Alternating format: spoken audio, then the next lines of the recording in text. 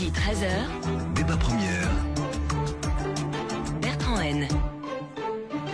C'est la semaine internationale de la vaccination. Du coup, l'Organisation mondiale de la santé lance une campagne en collaboration avec notamment l'Office de la naissance et de l'enfance chez nous pour convaincre les parents de faire vacciner leurs enfants. Chez nous, selon les chiffres de l'ONE, 5,2% des Belges ne savent pas si les vaccins sont efficaces et 4,3% doutent carrément de leur efficacité. D'année en année, dit l'ONE, ces chiffres semblent augmenter et le lot de personnes qui doutent des vaccins augmente en Belgique. Ils remettent en cause les politiques de santé publique et parfois jugent que les effets secondaires de la vaccination sur la santé sont sous-estimés, voire ignorés. Résultat, en Europe, le taux de vaccination est en baisse et cela commence à avoir des conséquences très concrètes car pour être efficace, la vaccination doit toucher quasiment tout le monde, en tout cas une très grande majorité de la population. Et si un nombre important de personnes arrêtent de se faire vacciner, cela ouvre des portes à des maladies qui était sous contrôle depuis longtemps. C'est ce qui se passe en Italie, par exemple. Le pays est confronté à une recrudescence de cas de rougeole, dont plusieurs mortels. Pour l'immense majorité du corps médical, les vaccins sauvent des vies. Faut-il craindre les vaccins? C'est ce qu'on va essayer de savoir aujourd'hui avec autour de la table Sophie Meulmans, qui est cofondatrice de l'association Initiative Citoyenne. Bonjour. Bonjour. Sophie Meulmans. Je ne sais pas comment on peut peut-être vous catégoriser. On dit beaucoup le mot vaccino-sceptique ou anti-vaccin.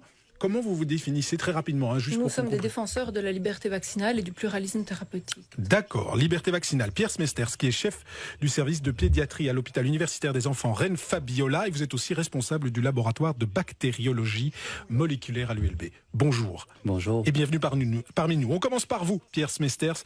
Les vaccins, ça marche. Ça, c'est le slogan de la campagne choisie donc par l'ONE. Vous en êtes convaincu. Il ne faut pas se méfier des vaccins. Il n'y a aucune raison de douter. Non, non seulement les vaccins, ça marche, mais c'est pas seulement un slogan, c'est une réalité de terrain. Ça fonctionne extrêmement bien. Les vaccins ont permis de réduire la mortalité. Ça sauve chaque année 2 à 3 millions de personnes dans le monde. Et pour vous donner un exemple, moi, comme jeune pédiatre en formation il y a une quinzaine d'années, on voyait encore énormément de méningite à pneumocoque. Je me souviens avoir été chercher des enfants à Charleroi, à Tournai, à Bruxelles. Et ce sont des enfants qui avaient des pathologies et des maladies très sérieuses avec des séquelles, certains décédaient. Et depuis, une vaccination est arrivée contre le pneumocoque et cette vaccination a diminué cette maladie de manière merveilleuse et c'est maintenant une maladie qu'on voit peut-être une fois toutes les 6 à 8 semaines à l'hôpital alors qu'on la voyait de manière hebdomadaire il y a 15 ans. Donc les vaccins, ça marche. Les vaccins sont 99,99% sûrs et c'est une avancée médicale majeure des dernières années en médecine. Vous ne comprenez pas qu'on doute, qu'on se pose des questions à un moment donné sur certains effets indésirables des vaccins? Je comprends complètement qu'on doute. Je pense que c'est tout à fait sain, c'est normal de se poser des questions. Là où je suis parfois pas d'accord, c'est avec les réponses qu'on apporte à ces questions.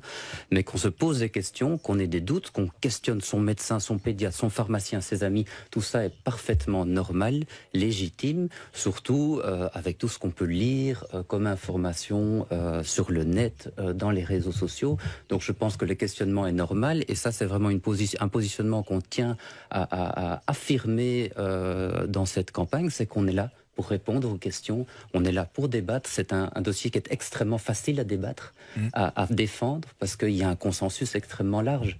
Donc il n'y a pas de débat quant à l'effet de la vaccination. Il y a débat quant à comment faire mieux, comment réduire les effets secondaires qui, s'ils sont réels, sont extrêmement rares, et comment améliorer les choses. Mais fondamentalement, il n'y a pas de débat sur l'efficacité de la vaccination. Oui, sur l'aspect scientifique, vous voulez dire, de la vaccination. Sophie Meulmans, je le disais, vous êtes cofondatrice de l'association Initiative Citoyenne. Sur votre site internet, il y a toute une série d'informations qui sont publiées et qui mettent en cause ou l'efficacité des vaccins ou les conséquences de certains vaccins. Vous pensez qu'il faut se méfier?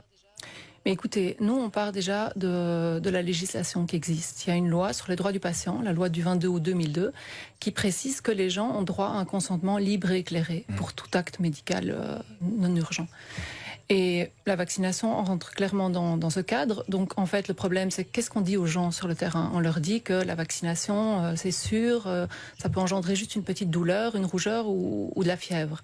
Mais en réalité, on se rend compte quand on va mettre son nez dans les dossiers de pharmacovigilance des fabricants, qui sont des documents confidentiels, que ce n'est pas du tout exact, et que donc, en fait, ces documents confidentiels listent plus de 800 effets secondaires susceptibles d'affecter tous les systèmes du corps, donc plusieurs effets extrêmement graves, mort subite du nourrisson, épilepsie, diabète, thyroïdite, tous des effets extrêmement sérieux et irréversibles.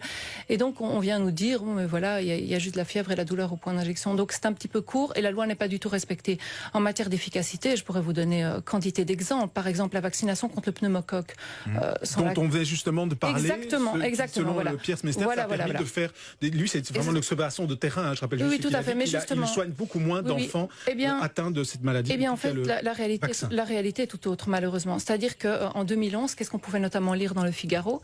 Qu'après la vaccination de 85% des enfants contre le pneumocoque, avec la première version du vaccin Prevnar, qui est un vaccin contre 7 souches, eh bien, on a observé quoi? On a observé une hausse des méningites à pneumocoque, soit la complication la plus grave qu'on voulait éviter. Et donc, au lieu de reconnaître l'échec patent et retentissant de cette vaccination, il fallait absolument préserver les profits du fabricant, Pfizer, qui a mis sur le marché un nouveau vaccin Prevnar contre 13 souches. Il faut savoir que ce vaccin est un blockbuster qui rapporte énormément à l'industrie pharmaceutique. Donc, en fait, on a reporté le problème sur un plan épidémiologique et il ne fera que se reposer dans les années à venir. Mais on n'a pas dit aux gens qu'en faisant ça, on fait courir des risques sérieux aux enfants.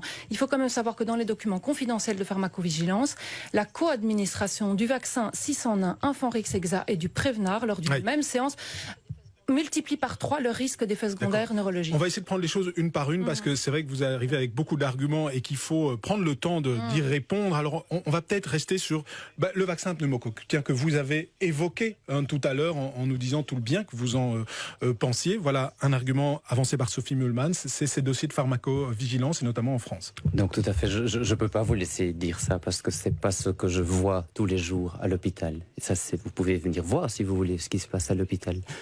Ce que vous faites là, c'est un petit peu des théories du complot et ce sont des documents dont vous ne citez pas les sources. Les évidences scientifiques sont très claires à ce sujet. Les vaccins pneumococciques, il y en a plusieurs, il y en a encore un autre qu'on n'avait pas encore cité, on ne va pas rentrer dans des détails techniques, mais les vaccins pneumococciques sont un succès majeur. Non seulement ils ont diminué la mortalité chez les enfants, mais en plus ils ont diminué la mortalité chez les adultes et chez les personnes âgées. Absolument. Et donc il y a eu des effets bénéfiques inconnus qu'on a pu observer, c'est un des plus grands succès. Donc on ne cherche pas à cacher absolument des effets secondaires. Sophie Mühlmann s'évoquait le fait qu'il y a eu une augmentation des méningites à pneumocoque après les administrations du vaccin. C'est quelque chose c'est fake news pour vous, ça? Oui, c'est absolument fake news. Aucun vaccin n'est parfait. Donc ça, c'est vous reconnaissez qu'il y a des effets secondaires plus graves qu'une petite rougeur qui peuvent absolument. apparaître, hein? Et là, je rejoins tout à fait Madame Mühlmann. Je pense qu'on doit mieux informer et mieux dialoguer. Maintenant, les demandes des patients sont très variables à ce sujet. Certaines personnes demandent à être énormément informées, d'autres ne le souhaitent pas trop. Mais je rejoins vraiment, et je suis d'accord, on doit mieux informer.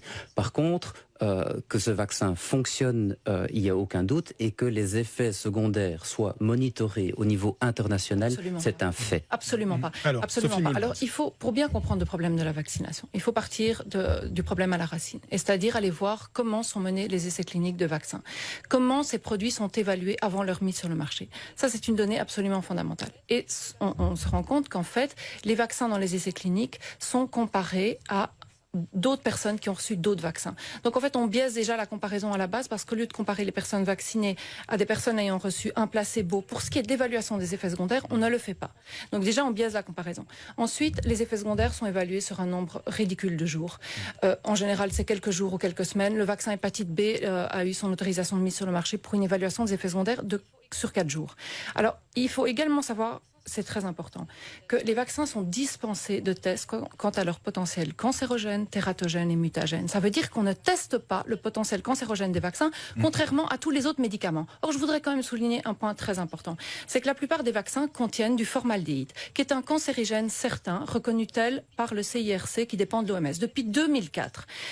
Les vaccins sont administrés de façon répétée dès les premières semaines de vie, sur un système immunitaire qui est largement immature, puisque le système immunitaire d'un enfant n'est pas mature avant 6 à 7 ans d'âge. On administre ça aux enfants, on nous dit... Il n'y a pas de problème. Où sont les preuves? Où sont les preuves que les vaccins ne contribuent pas de façon décisive à quantité de cancers dans le monde? Mais on pourrait vous inverser, parce que c'est toujours le problème. Non, mais on pourrait vous inverser. Est-ce que vous avez des preuves que les vaccins sont liés d'une quelconque manière à l'augmentation des cancers? Il n'y a pas de preuves du contraire. Je voudrais quand même juste souligner. Les vaccins ont... Le nombre de vaccins administrés aux enfants a plus que doublé en 20 ans. L'OMS vient encore de souligner il n'y a pas longtemps que les cancers chez l'enfant ont augmenté de 13% en 20 ans. C'est absolument inadmissible que les vaccins soient dispensés de tests. Mais autant il y a des études qui montrent, je ne sais pas moi, les pesticides, etc.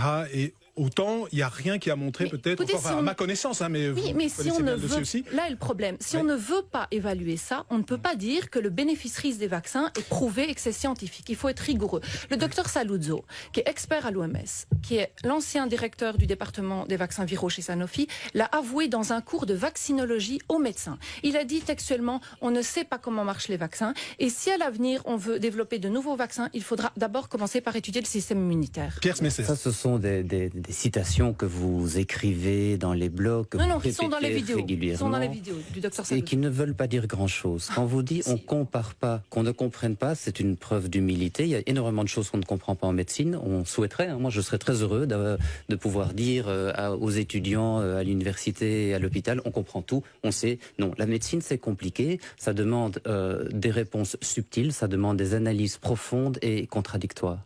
Par rapport à aux études cliniques, de nouveau, je ne peux pas vous laisser dire ça. Le vaccin pneumococcique, quand vous dites la première fois qu'il a été dans les premières études cliniques administré, il n'y avait pas de vaccin. Donc il n'était pas comparé avec autre chose, il était comparé avec rien du tout. Et l'efficacité, elle est absolument évidente. Oui. Est-ce que les protocoles, puisque ça a été évoqué par Sophie Meulemans, est-ce que les protocoles pour tester les vaccins sont différents des autres médicaments? Les protocoles sont en partie différents, en partie complètement sensibles. Là où peut-être je rejoins Mme Meulemans, c'est que plus un effet secondaire est rare, plus il faut du temps pour le mettre en évidence. C'est statistique. Mais on a, avant de mettre un vaccin sur le marché, des évidences claires qu'il n'y a aucun effet secondaire fréquent important. Et moi, avec ma casquette maintenant de chercheur qui essaie de développer un vaccin contre une maladie qui tue 1 demi-million de personnes dans le monde, ce à quoi je fais face, le streptocoque, ce à quoi je fais face, c'est une frilosité totale de l'industrie. L'industrie ne veut plus prendre de risques. Parce qu'elle a peur des effets, elle a peur des procès, elle a peur des problèmes. Or, si on a un problème pour l'instant en termes de santé publique, c'est le manque de prise de risque de l'industrie et pas le contraire. Je voulais juste, avant de rendre la parole à Sophie Meulemans, combien de maladies, vous avez dit, je pense au début, le nombre de personnes sauvées grâce au vaccin, combien de grandes maladies ont été presque éradiquées dans les pays où on vaccine beaucoup, comme la polio? Éradiquées, une seule. La variole. C'est la variole. Donc ça, pas grâce à la vaccination. En tout cas. Évidemment, grâce à la vaccination. La polio est probablement la suivante qui pourrait être éradiquée. Il y a un plan d'éradication. On espère que ça peut se faire. Maintenant, on peut se poser la question pour certaines pathologies si l'éradication est forcément le but. Moi, mon but, c'est de voir moins d'enfants malades à l'hôpital. Et ça, c'est ce qui est en train de se faire. Est-ce que vous reconnaissez que historiquement, Sophie Meulemans, la vaccination, par pas les effets secondaires, etc. ici, mais a sauvé des millions de personnes? Est-ce que vous reconnaissez ce fait historique-là, Sophie Meulemans? Écoutez, nous ne nions pas que la vaccination a pu avoir un effet sur la circulation de certains agents microbiens dans certains contextes. La question aussi à se poser, c'est à quel prix? Alors moi, je voudrais juste dire d'abord un point très important. À la question, hein. Si, un point très important. C'est vrai que vous n'avez pas répondu à la question. En fait, vous n'avez pas dit, effectivement, est-ce que vous reconnaissez le fait historique que la vaccination a sauvé des millions de personnes? Peut-être qu'il y a eu des morts liées à la vaccination aussi. Je réponds à ce que le professeur Smesters a dit par rapport à la variole. Oui, justement, au niveau historique. Il faut quand même savoir que dans le rapport final d'éradication de la variole de l'OMS de 1979, l'OMS reconnaît, noir sur blanc dans son rapport, que si les campagnes de vaccination de masse furent couronnées de succès dans quelques pays, elles échouèrent dans la plupart des cas et il fallait changer de stratégie. C'est ce que l'OMS dit noir sur blanc. Donc je constate que le professeur... Attendez, laissez-moi finir. Que le professeur Smithers n'a peut-être pas lu ce rapport, mais en tout cas c'est un point important. Alors je voudrais quand même aborder un point aussi également intéressant, c'est par rapport au conflit d'intérêts. Parce que la lecture, si vous voulez, idéologique ou scientifique des données dépend évidemment du lien à l'industrie. Alors je voudrais quand même dire aux auditeurs que le professeur Smithers a des conflits d'intérêts avec l'industrie GSK, puisqu'il a reçu en 2013 le prix triennal de l'Académie de médecine financé par GSK pour ses travaux justement en matière de développement de vaccins. Ça ne veut pas dire qu'il a été corrompu par... Attendez, je voudrais juste compléter. Je ne parle pas de corruption, je vais parler maintenant d'evidence-based medicine, c'est-à-dire de médecine basée sur les preuves. En 2007, la revue belge Minerva, qui est une revue d'evidence-based medicine, indique quoi à propos des conflits d'intérêts? Elle indique que les conflits d'intérêts ont un impact sur l'intégrité du jugement clinique et que ça nuit à l'intérêt des patients et que ces conflits d'intérêts continuent d'exercer leurs effets même quand ils sont déclarés. Alors, moi, je voudrais répondre deux choses.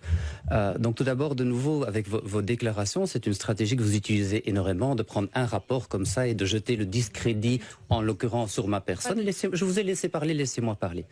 De dire que je n'ai pas lu le rapport, je lis énormément d'articles scientifiques tous les jours, mais je ne lis pas tout et j'ai l'humilité de le dire, je suis bien d'accord avec ça. Deuxième point, par rapport au prix de l'Académie royale de médecine, comme vous l'avez mentionné, j'en suis très fier, moi, madame. Parce que, jeune pédiatre, j'ai vu des enfants mourir de choc septique à streptocoque à Bruxelles, et on en voit encore malheureusement beaucoup actuellement. Et puis j'ai été travailler au Brésil, où j'ai vu du rhumatisme articulaire aigu, avec énormément d'enfants qui mouraient de cardiopathie et qui étaient hospitalisés pour du rhumatisme articulaire aigu, aussi dû au streptocoque. Et puis pendant les 15 années, et je continue à faire ce travail, nous avons travaillé ensemble pour essayer de comprendre cette bactérie. Et le prix dont vous parlez, c'est une collaboration entre 48 médecins qui, je suppose, pour vous, sont tous corrompus, bien entendu, dans 31 pays différents. On a collecté plus d'1 millier de souches et on a trouvé un point commun entre ces souches et un espoir de faire un vaccin, alors que ça fait 95 ans qu'on essaie de faire un vaccin contre ce pathogène. Donc j'en suis très fier. En termes de conflit d'intérêts, je vous rejoins en partie peut-être sur l'importance de ces conflits d'intérêts. Mais ce prix n'en est absolument pas un. Il est difficile de faire de la recherche en Belgique. On n'est pas aux États-Unis où on a beaucoup d'argent. Et ce genre de situation, l'industrie, de temps en temps, fait de la charité, laisse-moi terminer, auprès du FNRS, auprès de l'Académie de médecine, pour financer des prix scientifiques qui sont choisis en totale indépendance, avec des contrats d'indépendance qui sont signés. Donc c'est un prix de médecin à médecin ou de scientifique à scientifique. Et à titre personnel, j'ai toujours refusé tous les contrats de consultance et toutes les choses avec l'industrie. Donc je me sens absolument indépendant, mais vous jetez le discrédit et je ne trouve que ce n'est pas correct. Alors, on continue le débat, mais il faut faire une interruption. On a essayé que le débat se continue le plus longtemps possible pour que vous compreniez les enjeux. Il faut faire une petite interruption, on se retrouve juste après. Faut-il craindre les vaccins? C'est la question qu'on se pose aujourd'hui, puisque c'est la semaine de la vaccination. L'Organisation mondiale de la santé et l'Office de la naissance et de l'enfance chez nous souhaitent convaincre les parents de faire vacciner leurs enfants. Leurs statistiques, leurs sondages montrent qu'une partie un peu plus importante que d'habitude de la population doute de l'efficacité des vaccins. C'est pour ça qu'ils lancent une campagne qui s'appelle « Les vaccins, ça marche ». On en débat. Si vous nous écoutez depuis une vingtaine de minutes, vous avez entendu que le débat était par moments assez dur. On revient sur un des éléments qui a été évoqué par Sophie Meulmans, cofondatrice de l'association Initiative Citoyenne. Vous avez dit beaucoup de choses. Il y en a un sur lequel on n'a pas encore répondu et j'aimerais entendre Pierre Smesters, qui est chef du service de pédiatrie à l'hôpital universitaire des enfants.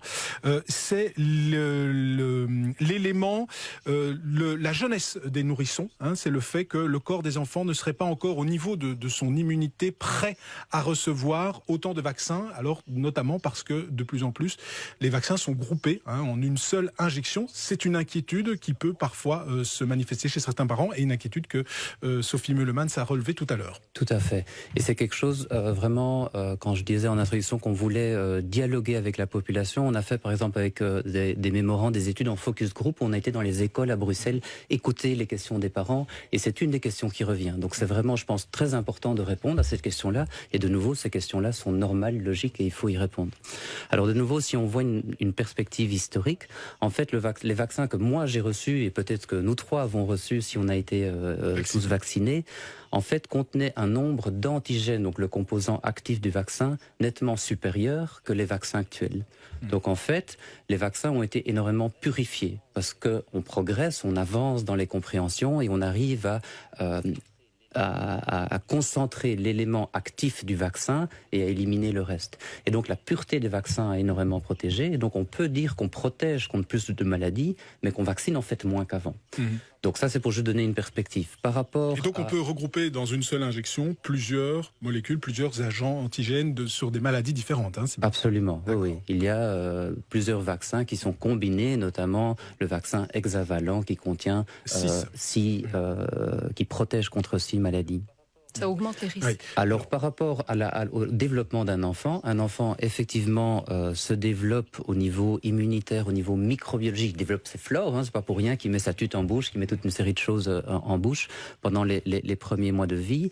Ce que des études tout à fait sérieuses ont montré, c'est que la vaccination, c'est une goutte d'eau dans cet océan-là. Il faut s'imaginer qu'un enfant naît très naïf par rapport à son environnement et qu'il développe toute une série d'interactions, qu'il développe ses flores au niveau du nez, du pharynx, et la vaccination là-dedans, c'est un tout petit, minuscule pourcentage qui cible les microbes les plus dangereux pour l'enfant.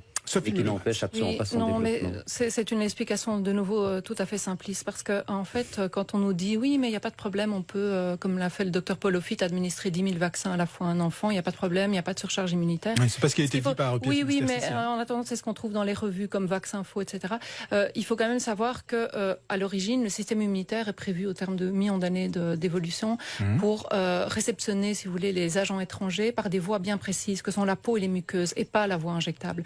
L'injection vaccinale opère en réalité comme un véritable court-circuitage du système immunitaire, et ce n'est évidemment pas une surprise que ça favorise toutes sortes de bugs en excès ou en défaut, avec les allergies, l'auto-immunité, les cancers, les immunodépressions. Je voudrais quand même rappeler que l'état de santé qui montre qu'il y a une augmentation des cancers, des immunodépressions. Écoutez, il y a plusieurs études tout à fait. L'étude de Kobe en 2009, par exemple, a montré qu'il y avait une augmentation du risque de maladies auto-immunes avec la fréquence et le nombre d'antigènes. Il y a une commission parlementaire italienne tout à fait récente qui a étudié le cas des militaires vaccinés, polyvaccinés, hein, les militaires sont très vaccinés, on le sait bien, et a montré qu'il y avait beaucoup plus de risques de cancer, d'auto-immunité chez les militaires vaccinés. Ils ont fait le lien exactement avec les polyvaccins des enfants, en disant que les militaires sont un petit peu polyvaccinés comme les jeunes enfants à l'heure actuelle.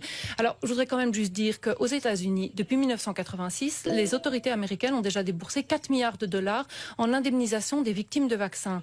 Alors, la Cour suprême du pays a reconnu que ces produits, les vaccins, sont inévitablement dangereux, et c'est pas pour rien qu'il y a une impunité juridique qui est donnée aux firmes, c'est pour leur éviter de faire faillite sous le poids des poursuites.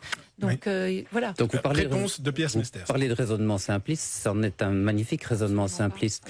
Les vaccins sont 99,9% sûrs. Est-ce que vous espérez qu'une intervention médicale soit parfaite? Mais ça repose vous pouvez sur quoi, vos le chiffres rêver si vous le voulez, attendez, mais ce n'est pas la réalité de terrain comme pédiatre dans un hôpital. Vos chiffres reposent sur quoi? Les chiffres répondent sur le consensus large de multiples études internationales. Vous citez un papier, vous citez une chose. Non. Et vous êtes dans l'argument d'autorité. Est-ce que, parce que pour revenir quand même sur un élément qu'a évoqué Sophie Meulmans, c'est le fait que des maladies auto-immunes, hein, c'est un élément qui revient souvent, pourrait être la conséquence de l'injection de certains vaccins. C'est observable. Vous l'avez observé, ça? Donc, vous en avez déjà vu il y a des dossiers dans lesquels il y a un doute qui mène éventuellement à une indemnisation, ce avec quoi je suis complètement en faveur. Pas en Belgique. Mais il n'y a pas d'élément qui le prouve. S'il y avait un élément qui le prouverait, le vaccin serait immédiatement arrêté.